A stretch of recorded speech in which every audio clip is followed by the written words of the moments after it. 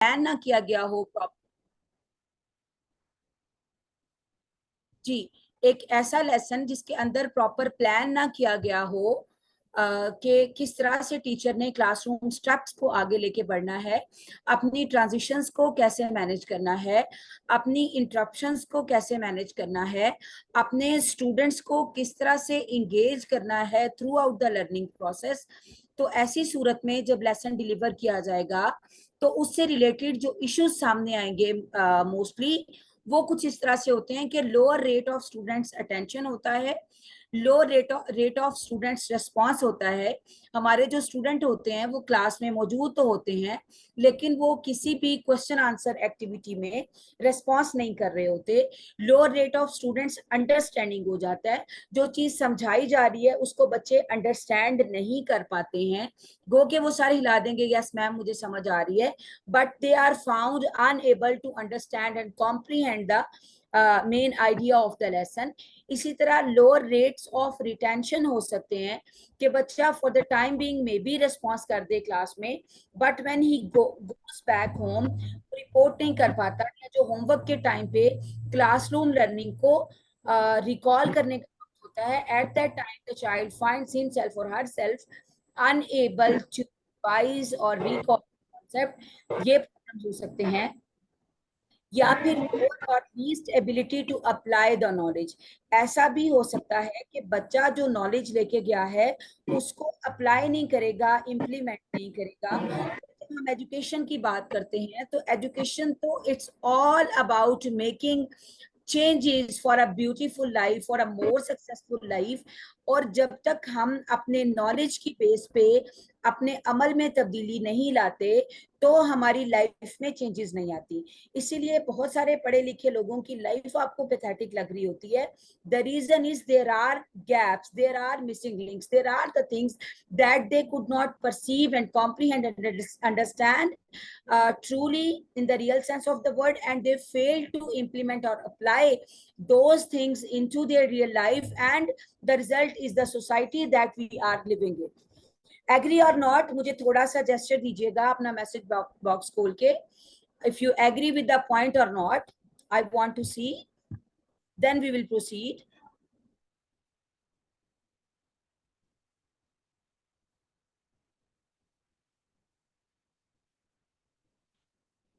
Okay, अच्छा।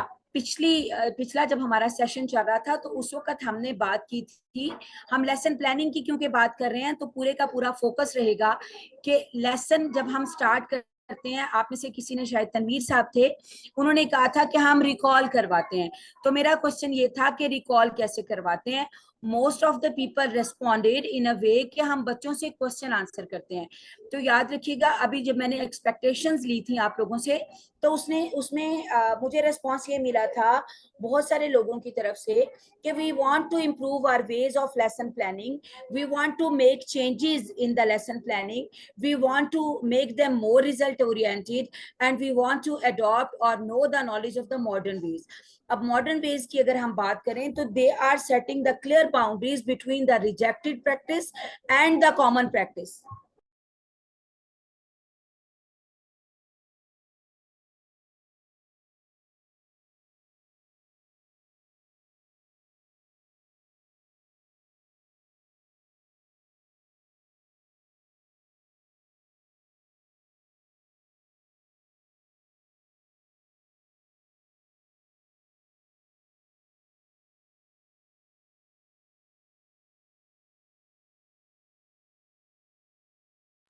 जी, तो most of the teachers जो हमने देखे जब हम उनको क्लासरूम में ऑब्जर्व करते हैं while they are delivering the lesson, कुछ लोग तो ऐसे हैं कि इस पार्ट को बिल्कुल ओमिट कर देते हैं and they just come directly on to the topic जो उन्होंने पढ़ाना होता है। लाइक बोर्ड पे पेज नंबर लिख दिया और बच्चों से कह दिया कि open your books at this page number and they just get into the lesson.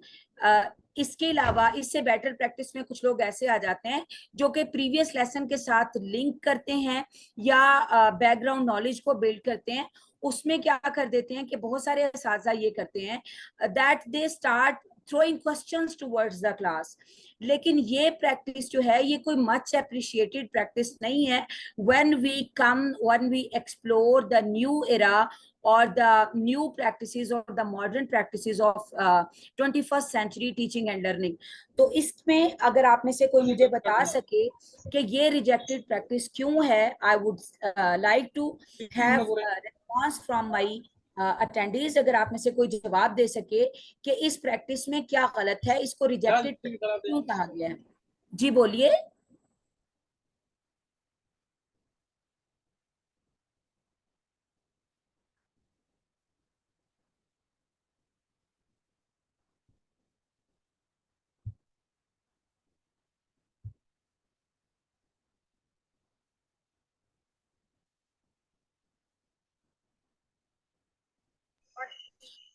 मेरा क्वेश्चन ये है कि आम तौर पे असातिज़ा ये करते हैं कि वो प्रीवियस लेसन के साथ लिंक करने के लिए और to check for the understanding they start throwing questions towards the class to check the understanding. लेकिन इस प्रैक्टिस को, जिसको हम होल क्लास रेस्पॉन्स कहते हैं, इसको रिजेक्टेड प्रैक्टिस कहा गया है।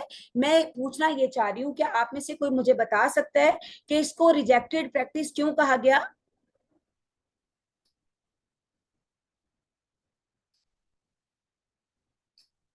Because students don't know about the new topic, then how it is possible that they will give you the answers? Oh, no. Can I add something, ma'am? Yes, you can. Actually, students are not prepared for the particular topic, so maybe that's why they have rejected. जी, इसमें एक और चीज भी है जिसकी तरफ मैं आपकी तवज्जो दिलाऊंगी, and I hope that you will also agree. इसमें क्या होता है कि जब हम क्लास में एंटर होके होल क्लास रेस्पॉन्स टाइप का एक क्वेश्चन जब हम पूरी क्लास की तरफ फेंकते हैं, तो इसमें आपकी ज्यादातर क्लास इंगेज नहीं होती। आपके वही बच्चे इंगेज होते हैं जिनको ऑलरेडी आंसर्स का पता होता है, और ये हमेशा वही बच्चे होते हैं जो आपको हमेशा जवाब देते हैं। दूसरे तो इस चीज की जिम्मेदारी भी महसूस नहीं करते। तो इसके अलावा अगर हम किसी न्यू स्ट्रेटेजी की तरफ चले जाएं, जैसे हम बच्चों से कहते हैं कि जस्ट ओपन योर नोटबुक्स और your sticky notes and right a few lines about this what ever the topic. हम नए टॉपिक की भी बात नहीं कर रहे, हम ये कह रहे हैं, या अगर नया टॉपिक भी है तो हम ये बात करें कि इस चीज के बारे में आपको कुछ भी पता है। जब हम कहते हैं ना they don't know the new topic, ये हमारी सिर्फ सेल्फ अजम्पशन है। ये आज के बच्चे हैं, they are taking knowledge, they are being exposed to knowledge through variant ways. Past में जो मेरी एज के बच्चे थे, जिस दौर में हम थे, हमारे पास यस वी आर राइट कि हमारे दौर में आर टीचर और the book was the only source of information. आज के बच्चों के पास सोशल मीडिया है, आप आज के बच्चों के पास टीवी है, आज के बच्चों के पास व्हाट्सएप है, everything they have. So we can not or we should not assume that they don't know anything about the new knowledge. तो ये है ना, for proactive brainstorming is the best. Brainstorming activities आप दे सकते हैं। इसी तरह से एक स्ट्रेटेजी है, अगर आप चाहें तो आप लिख लें, और इसको अगर आप अपने तौर पे फर्दर एक्सप्लोर, क्योंकि स्ट्रेटेजीज को इलेबोरेट करने का टाइम नहीं होगा, मैं सिर्फ आपको स्ट्रेटेजी का नाम बताऊंगी, आप अपने बिहाफ पे अपनी यानी एफर्ट लगा के आप इनको गूगल कर सकते हैं। That is called 1 minute writing strategy. I'm writing here 1 minute.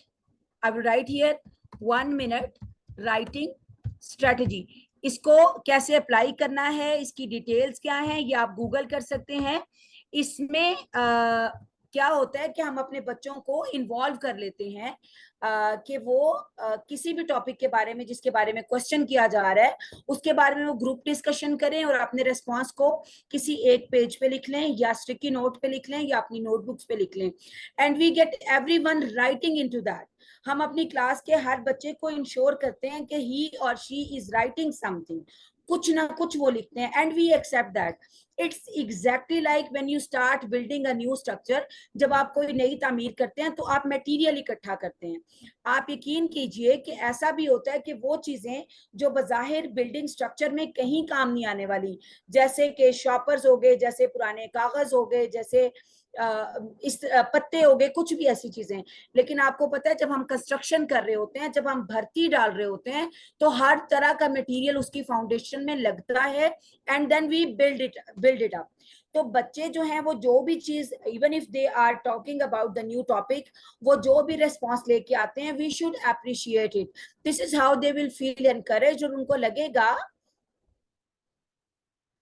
1 minute activity is difficult for primary students. देखिए अब प्राइमरी स्टूडेंट भी इन इट सेल्फ एक बड़ी टर्म है ना. प्राइमरी स्टूडेंट्स में अगर हम प्री प्राइमरी को अलहदा कर दें, they start from grade 1 to grade 5. अगर आप grade 1 की बात करें तो maybe it's hard there, but if you talk about grade 3, 4 and 5 student, they can be easily engaged in 1 minute writing practice. अब प्रॉब्लम ये होता है कि हमने अपने बच्चों को उस तरह से ट्रेन अगर नहीं किया तो we will be in trouble. Otherwise ये बच्चे तो आपको पता है कि वैक्स की तरह, ये मोम की तरह होते हैं. इनको जैसे ढाल लें, जो आपने अपनी क्लासरूम प्रैक्टिसेस बना ली, जो रूटीन बना ली, जो आपने अपना एक स्टैंडर्ड क्लासरूम प्रैक्टिसेस का बना लिया, आपके बच्चे उसमें घुल मिल जाते हैं and they get train to that. जब उनकी डेली प्रैक्टिस होती है छोटे छोटे टास्क को लिखना और रेस्पॉन्सेज को शेयर करना. और what about play group? Play group में हम ये चीजें करते हैं, प्ले ग्रुप में भी हम ये चीजें करते हैं, बट प्ले ग्रुप में हम डिफरेंट वे से करते हैं. उनमें हम ज्यादा से ज्यादा बच्चों को डायलॉग में, कम्युनिकेशन में, बातचीत करने में, कलेक्टिव रिस्पॉन्स करने में हम इंगेज करते हैं. ठीक है. उसमें जरूरी नहीं होता कि हम प्ले ग्रुप से 1 मिनट राइटिंग स्ट्रेटेजी करवाएं. ये it's hard for them, it's not achievable thing. अगर मैं कहूँ नहीं जी हम कर सकते हैं तो ये तो गलत है. सो एज अप्रोप्रिएट होती है.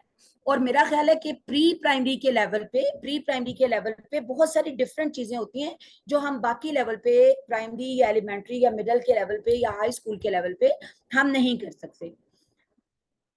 जी, स्टार्ट से अगर हम इंगेज करेंगे, जैसे सर्कल टाइम ये आपने लिखा है सहर जमशेद, अब सर्कल टाइम भी एक वो डेली रूटीन है जो आप सेट कर देते हैं और बाद में आपको किसी किस्म का कोई प्रॉब्लम नहीं होता.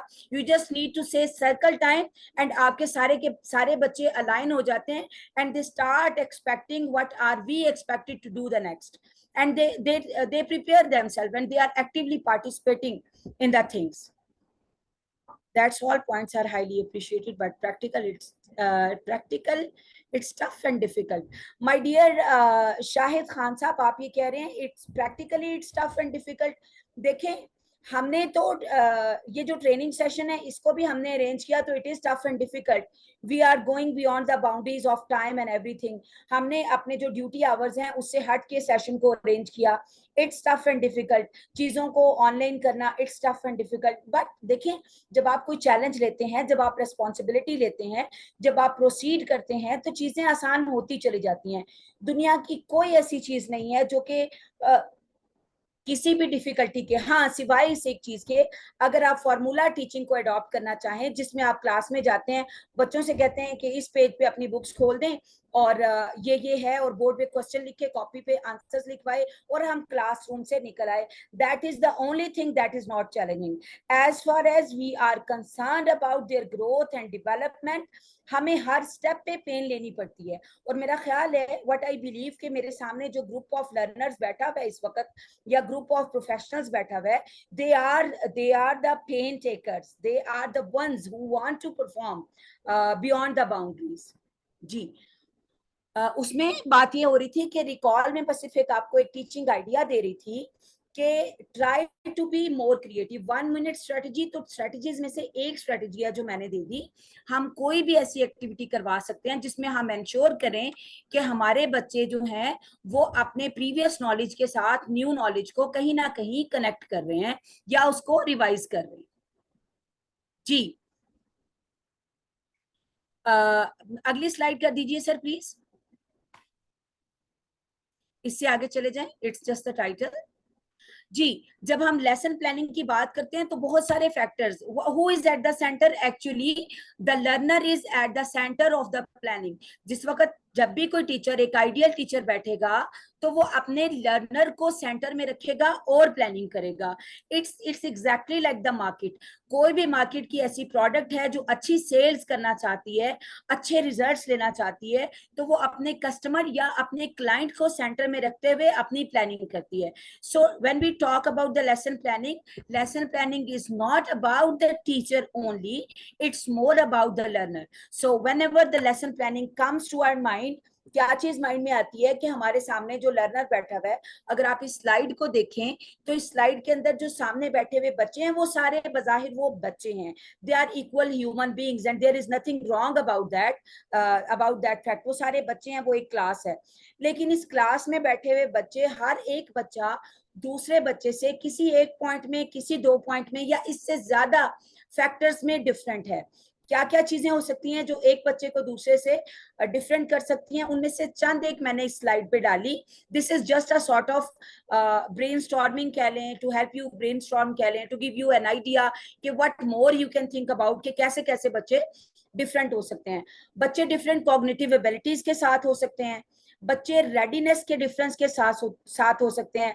मतलब हो सकता है कि बच्चा एज में लेट से 11 इयर्स ओल्ड है और दूसरा भी 11 इयर्स ओल्ड है और तीसरा भी 11 इयर्स ओल्ड है, but when it comes to the readiness of joining that particular grade, that say he is supposed to join grade 6 or 7, as level तो यही है, लेकिन उस ग्रेड को ज्वाइन करने के लिए, उस एक ग्रेड को ज्वाइन करने के लिए जो रेडीनेस रिक्वायर्ड है, हो सकता है उन दो बच्चों में से एक में हो और एक में ना हो। So readiness is the thing that stays at the core of the difference.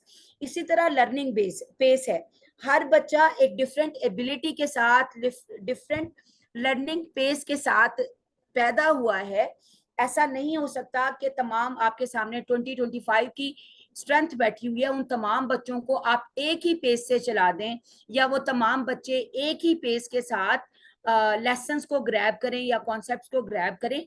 हर बच्चा एक अपनी डिफरेंट पेस के साथ, डिफरेंट एबिलिटी के साथ, एग्जैक्टली इंडिविजुअल डिफरेंसेस आ जाते हैं। इसके साथ फैमिली बैकग्राउंड आ जाता है। बाज बच्चे ऐसे होते हैं जो ऐसी फैमिली से आते हैं। अच्छा, इसमें भी एक मिसकॉन्सेप्शन पाया जाता है, बाज लोग कहते हैं जो पढ़ी लिखी फैमिली से आते हैं उनके लिए कोई इशू नहीं है। No, there are many issues in the families जो वेल वर्स्ड हैं, जो बहुत पढ़ी लिखी हैं, उनमें से आने वाले बच्चों के साथ भी बहुत सारे प्रॉब्लम्स हो सकते हैं। There are family issues sometimes, father and mother के दरमियान जो फाइट चल रही है, या घर का माहौल जो है वो फेवरेबल नहीं है स्टडीज के लिए, घर के दूसरे मेंबर ज्यादा टाइम टीवी ऑन करके रखते हैं, लाउड म्यूजिक ऑन करके रखते हैं, या आपस में झगड़ा करते हैं, और they are fighting over the food something, इस तरह के ट्रिवियल मैटर्स में इंगेज हो जाते हैं, and they don't respect the time of the child, they don't give due attention and respect to the details of teaching and learning. तो ऐसी सूरत में बच्चा भले एक पढ़े लिखे फैमिली से आएगा, the child will be suffering in the process of learning, उसका जो लर्निंग जर्नी है वो हार्ड एंड टफ होता चला जाएगा। Second thing is social organisation हो जाती है। आप याद रखिएगा, आप मुझसे इत्तेफाक भी करेंगे कि जो बच्चे बैटल सोशल ऑर्गेनाइजेशन से आते हैं वो ज्यादा बेहतर रिस्पॉन्सिव होते हैं, ज्यादा कॉन्फिडेंट होते हैं, ज्यादा बेहतर पार्टिसिपेट करते हैं, ज्यादा बेहतर कोलैबोरेट करते हैं। What stage at the core, क्योंकि जो बच्चा सोशल होगा उसकी कम्युनिकेशन स्किल्स अच्छी होंगी, दूसरों को अंडरस्टैंड करने की, रेस्पॉन्स करने की, माफ करने की सलाहियतें उसके अंदर ज्यादा होंगी, दूसरों के रवैयों को एब्जॉर्ब करने की सलाहियतें और उन पे एक्ट एंड रिएक्ट करने की सलाहियतें ज्यादा होंगी। So when they come from social backgrounds, different social backgrounds, ऐसी सूरत में वो चीजें भी उनकी लर्निंग पेस को, क्लासरूम के अंदर उनकी परफॉर्मेंस को मुतासर करती हैं, असरअंदाज होती हैं। It can go both ways, it can be positive, it can be negative, it goes both ways, what ever the way it does affect the learning process whether positively or negatively. Then let's come to the environment. अब environment में वो तमाम चीजें आ जाती हैं जो बच्चे के ऊपर असरअंदाज हो रही हैं, चाहे वो हेल्थ के को लेके हो, चाहे वो उसकी सेहत को लेके हो, चाहे वो उसके लर्निंग प्रोसेस के साथ हो, चाहे उसकी सोशल हेल्थ के साथ हो। ओके, नमाज ब्रेक क्या कहते हैं सर, मुझे बताइए क्या हुक्म है। शाहिद खान साहब कह रहे हैं कि नमाज ब्रेक लेनी है। मैडम नमाज पूरे पाकिस्तान से लोग हैं तो हर इलाके के टाइम मुख्तलिफ है नमाज का। सर एक अनाउंसमेंट दे देना कि इस टाइम पे हम नमाज ब्रेक पे जाएंगे या इस टाइम पे हमने सेशन, एक फाइनल अनाउंसमेंट दे दें, सारे पार्टिसिपेंट्स के लिए आसान हो जाएगा अंडरस्टैंड करना। मतलब ब्रेक करना चाह रहे हैं आप?